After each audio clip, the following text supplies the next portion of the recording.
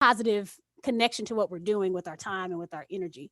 And it's also, we can give to ourselves. Like giving is not always going outward, it can also be inward. And I think that's what a lot of us high achieving, entrepreneurial, ambitious people forget. It's like, oh, wait, giving is not just a one way transaction, it can be a feedback loop too. So if I'm spent, financially, emotionally, okay, what am I doing? How am I making that self-care time? I feel like that's the word of the year outside of pandemic is self-care. And like, it doesn't seem like a powerful enough word for what that really means, which is like, again, the simple things like drinking a tea or a coffee when you really want it, or having those moments of just experiencing what's outside and not being stuck in your office or in your home. And so yeah, it really makes a difference how connected you are to whatever the giving object or experience is. If you're not connected, it's not going to really give you any happiness. Well, and this whole idea of being connected is, I think, interesting too, because the I changed the title of this to the pursuit of happiness, because I feel like at the end of the day, that's ideally we wanting to live a life that is purposeful and fulfilled and have happiness. But this idea of connectedness is interesting, especially when it comes to busy women. And busy women could be a stay-at-home mom or a woman that's trying to build an empire. Mm, We all have our own definition of busy, but what actually is happy? So in my work of either supporting, investing in, or bringing women together for the last 10 plus years, the biggest thing that I've noticed, and even for myself, is we are so sometimes disconnected from ourselves that we don't even know if we're happy. A perfect example of this is I go and get massages, and I don't get the fun massages that a lot of you get to have. Okay. In fact, I go get Thai massages where this small woman steps on my back. Yeah, I know it's horrible. And I have to have those type of massages because I have like really serious back issues just mm, from typing and just being a stressful person. But I lost a lot of time. One of the times I went in for my massage and she did something that was supposed to be painful. And she goes, "I'm sorry, did that hurt?" I go, "Oh, I didn't, I was falling asleep." And I was like, "Oh, no, I didn't." And I was like, "Ooh, that sounded weird because I should have felt that pain." But I mm, didn't, because I'm just, it's so many layers and I was just so stressed and I was just trying to decompress. I've noticed that not just for myself, but in general, busy moms, women who are doing side hustles, you're not even really aware of what happiness feels like anymore because it's been a long time. Especially if you've also too not been in a relation for a long time, or you have been in a relation for a long time and you're no longer kind of where you were. mhm, You're just kind of floating and existing. So as we talk mm. about trying to think about a relationship with gratitude and giving, Tiffany, I guess we should probably say like getting more connected to happiness. How do we even, if we're like Jasmin, I can't even think about that yet, girl, because I don't know if I'm even happy right now. Like where should Okay, we get that's a great started? Where should question. we start? Yes, that's a great question. I heard my cognitive therapist. I was like, "Ooh, should my best enemy," because it is the thinking, it's the demanding thinking that tells us either whatever we're the action that's going after, either I'm going to rebel against it and reject it, or I'm going to feel bad about it because it's past oriented, even though it's about the future. Right? Our brains are so complex that we really don't give them enough credit. But like, I should be enjoying this, so either I'm not going to enjoy it or I'm going to be bad about whatever level of enjoyment I've had. So I've already put a cap on how much I can experience with the should. But if it's I really want to enjoy it, I've already created meaning. I've opened up my experience of it like, okay, so what is this so that I can have what I want? And it's not going to make you force the experience like maybe a should would. Um, but connected, I changed connected because in the research that I was referring to, he said with others, and I was like, yeah, I work with a lot of introverts, and it's really not about physically being with other people. It's about feeling connected to other people when they want to, when they need to, or feeling connected internally. And so, I guess the feeling of happy is a temporal emotion, and it's very rarely in isolation. And so, in order to be able to acknowledge happy, you got to acknowledge everything else. I commonly use the analogy with my clients too, is that the emotions are like a big old family. They live in the same house, and usually at the door is anger. Is like the bouncer, like keeping everything out, like no, you can't come in, or attacking whoever comes to the porch. Anxiety's out there looking through the window like, uh-oh, what's coming? Don't open it. Don't open the door. Like anxiety's kind of the gatekeeper. And then depression's on the couch, just kind of like, all right. I think my anxiety might be my bouncer. Oh no, it's telling the bouncer to do the work. Okay, got it. It can be outside too, or he. Most of my clients feminize anxiety, which I don't know how I feel about. It's a girl. It's a girl. She is at the door. But happiness is probably somewhere like dancing outside the backyard, frolicking, and nobody's talking to her. And so we can't find her when we need her because these other dominant, more intense emotions are kind of taking place. And what self-awareness does, and what I like to do in my work, is like breaking down the thoughts, because the thinking part is really how we pull in the feelings. And so this sandwich thing, this 1, 2, 3, it happens for me a lot with how I explain things. So giving is like the cognitive. I have to think. That's like the initiator. That's like the starter. Like, okay, I'm gonna do this thing. And then the emotional part, the experience of it, the being in it, the feedback of this is what I gave. And then the gratitude, that's like your behavioral response, like thanking someone or just really appreciating what happened.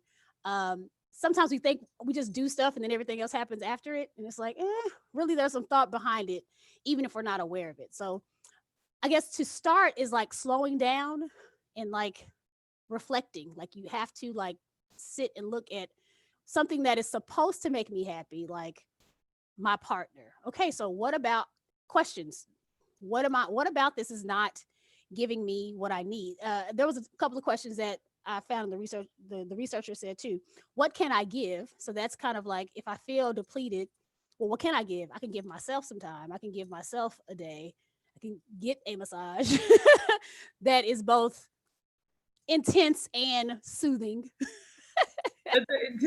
Her step in my back is soothing, Tiffany. It is. And again, but you're judging yourself for this. This is true. Painful experience. So don't judge it. You're right. Not judging yourself, because it does release the tension. Like, yes, you're right. Just go harder than everybody else, and that's okay. Like, I don't know. Maybe I'm kind of scared of it, but that's me. Like, I can acknowledge the fear of it, but it's also kind of exciting. Like, but you know what? I probably could.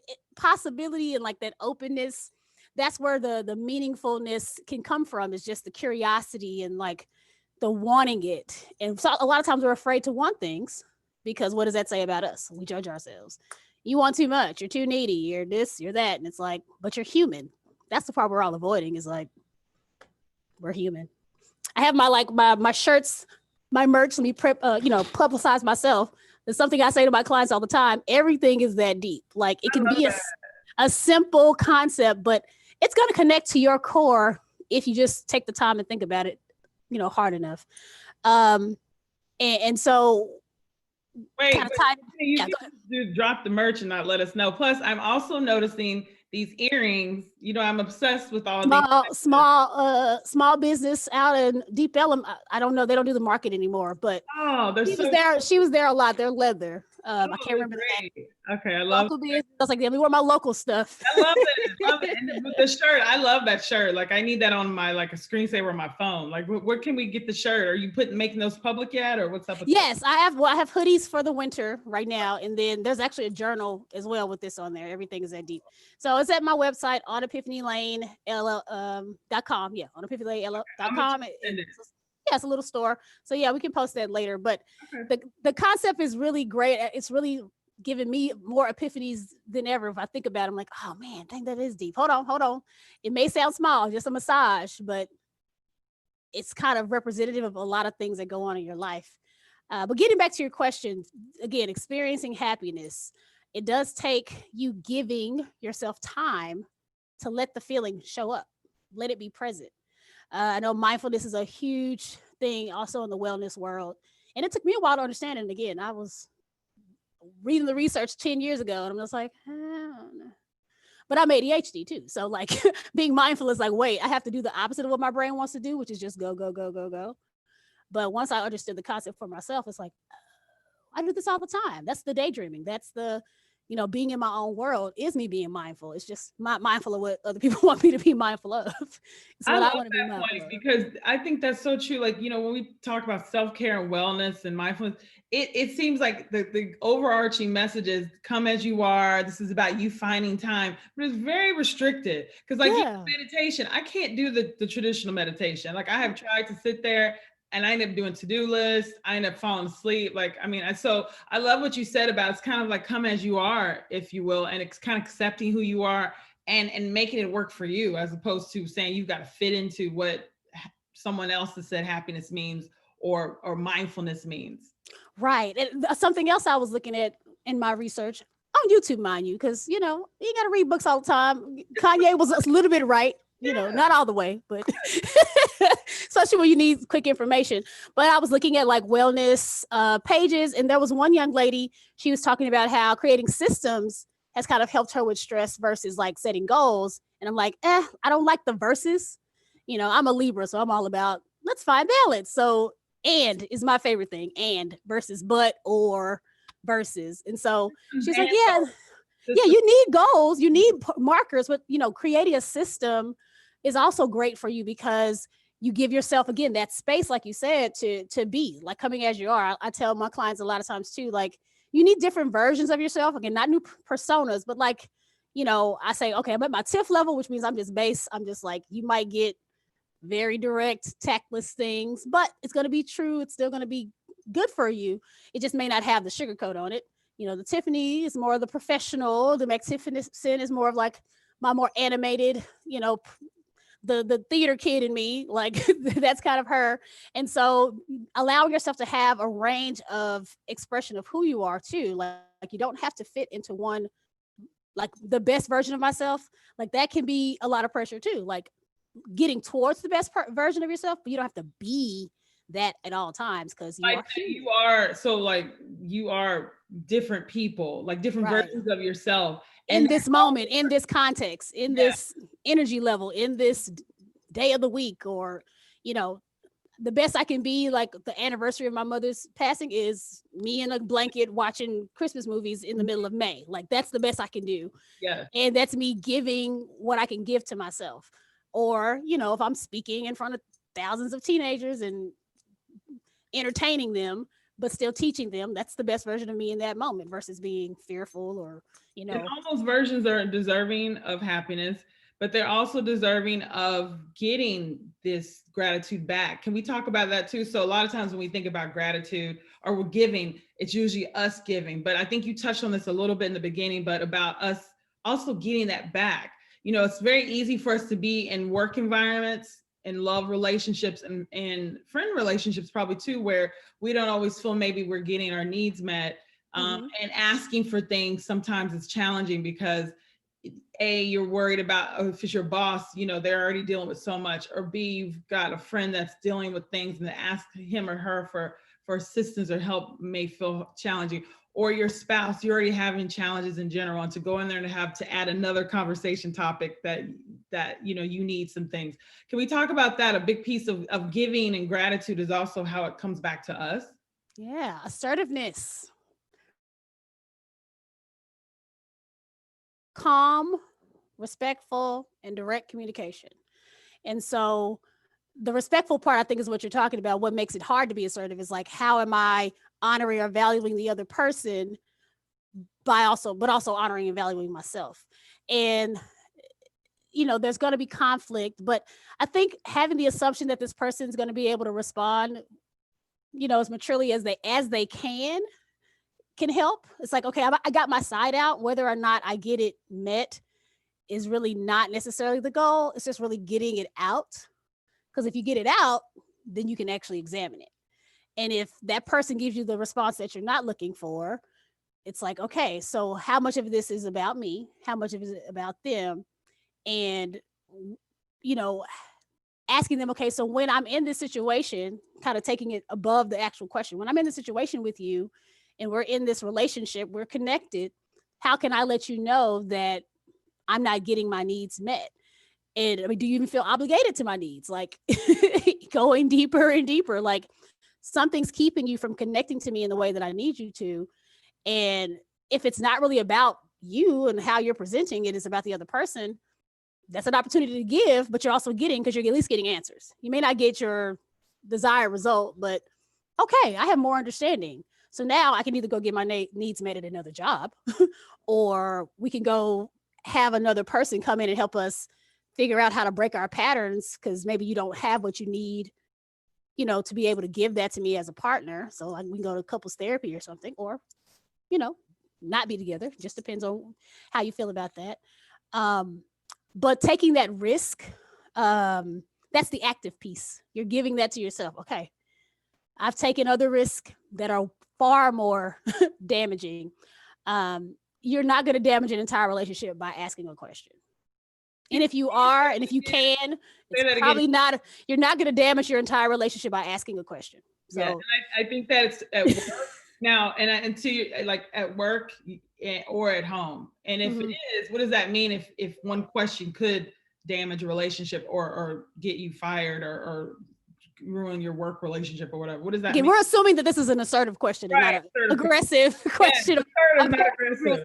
Yeah, if it's an aggressive question or a passive aggressive question, then yeah, the risk is there. But if you're saying it in the like kindest, honest, and like, you know, most open way possible, and that person still is rejecting it, there's your sign. Like, is this connection worth me giving to? Can I appreciate what I've learned from it?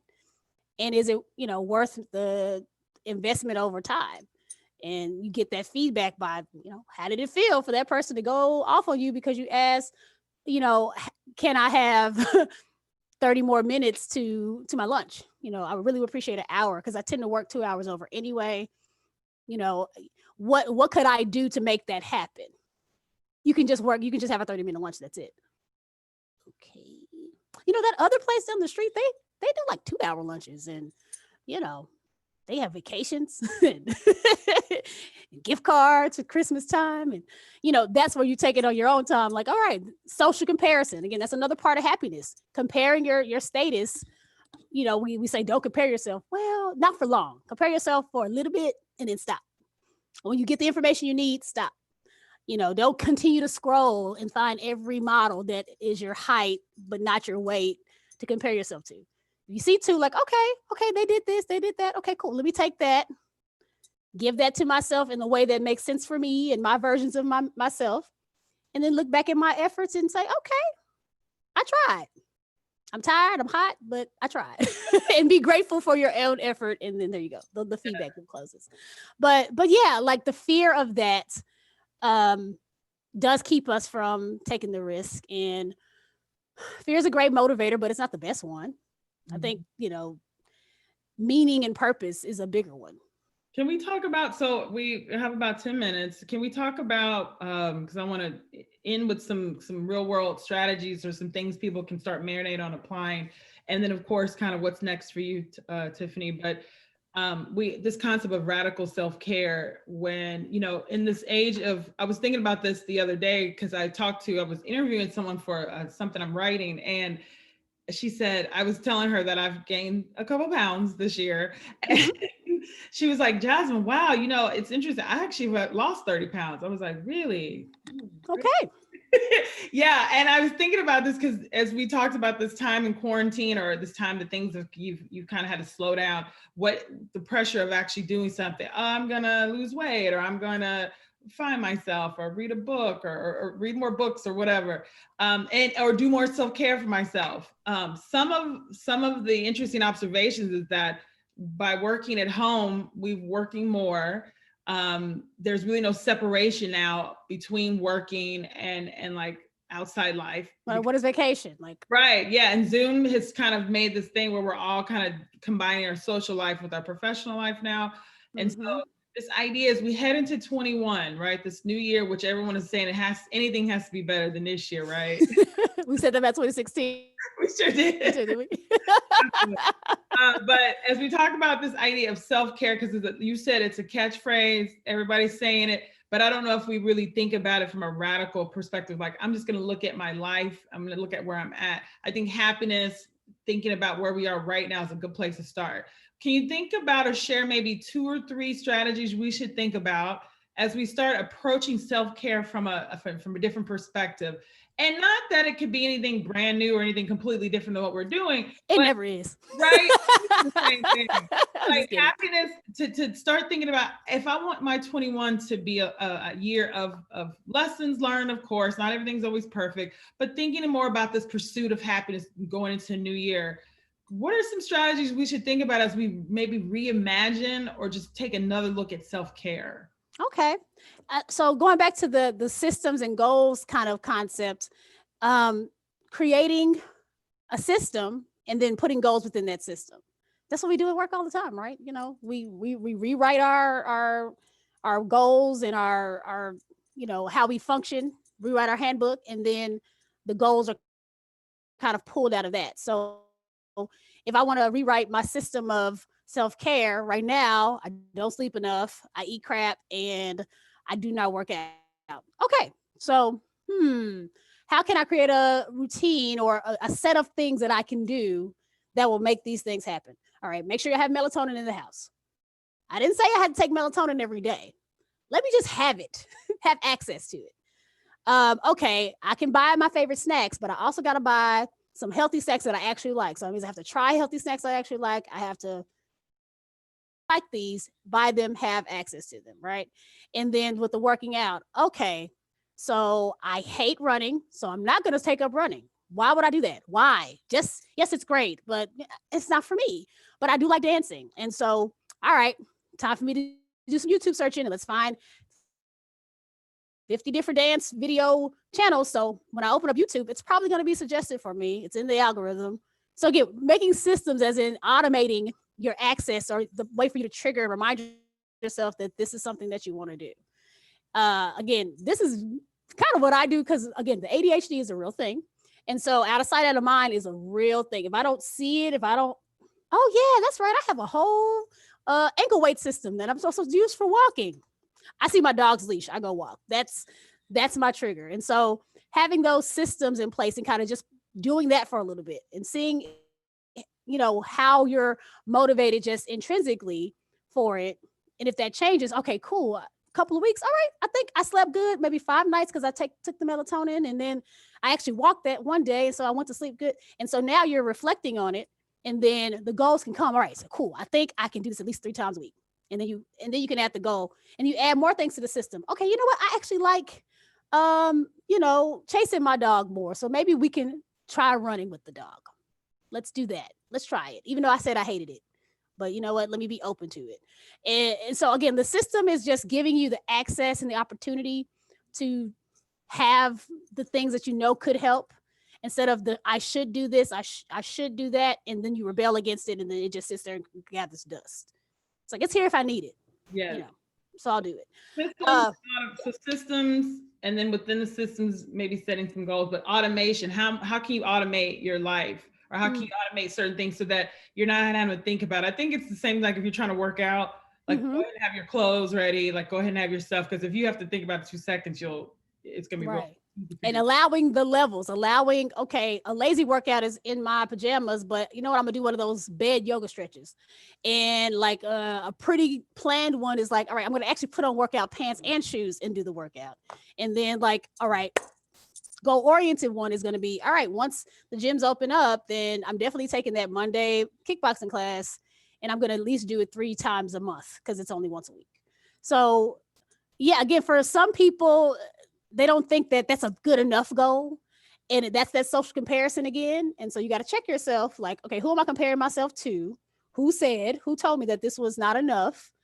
And why isn't it enough? And then that's when you start asking yourself those questions, giving yourself that time to introspect, and then being grateful for the fact that you were able to do that, and then do something with it and start a whole new cycle of giving, experiencing, and then being grateful for it. And that's the feedback loop you want to try to have. And in the middle of that, happiness will come. The feeling of happy will come and go. But overall happiness, when you look back, man, I was doing this so that I can be the best version of myself when I'm doing the thing that I know my life is about. Giving to others, creating wealth, whatever those purposes are. Yeah, because the comparison can be really challenging, because you're right. Like who says that having your PJs on, doing stretches, that still is you're still moving forward. So at the end of the day, are you moving forward and not comparing yourself? Social media makes that, I think, really challenging these days with so many different all the time too. So any final thoughts for us as we kind of wrap up these last few minutes, and also tell us, Tiffany, like what's next for you? Okay, well, yeah, just in general, having a sense of meaningful effort, doing stuff, acknowledging that that's hard. And when you don't want to, that's a time to ask questions. Well, why not? And if you can't answer it, you don't have a good reason. And so go ahead and do it and then reflect on it. Okay, well, that really did suck. And now you have evidence. And now you're not just psyching yourself out, you're basing it off of experience. And know that happiness is temporal in its levels. It can be little, it can be big. Have variation and be okay that it's not all going to be a 10. And 10s aren't 10s unless we have 1s, 2s, 3s, 4s, 5s, 6s, and 7s. Like there's levels to this, as the rappers say, right?